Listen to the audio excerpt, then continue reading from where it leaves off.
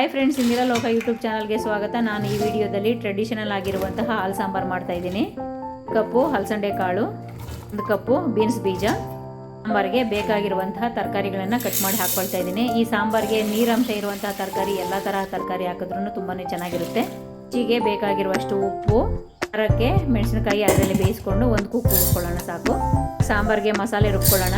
1 spoon ಮೆಣಸು, 1 spoon ಕಡಲೆಪಪ್ಪು, ಬೇಕಾಗಿರುವಷ್ಟು ಬೆಳ್ಳುಳ್ಳಿ, ಗಸಗಸೆ, 1 ಕಪ್ಪು ಕೊಬ್ಬರಿ ತುರಿ ಮತ್ತು ಖಾರಕ್ಕೆ ಮೆಣಸಿನಕಾಯಿ, ಸ್ವಲ್ಪ ನೀರನ್ನು ಹಾಕ್ಕೊಂಡು ನುಣ್ಣಗೆ ಇದನ್ನು ರುಬ್ಕೊಳ್ಳೋಣ.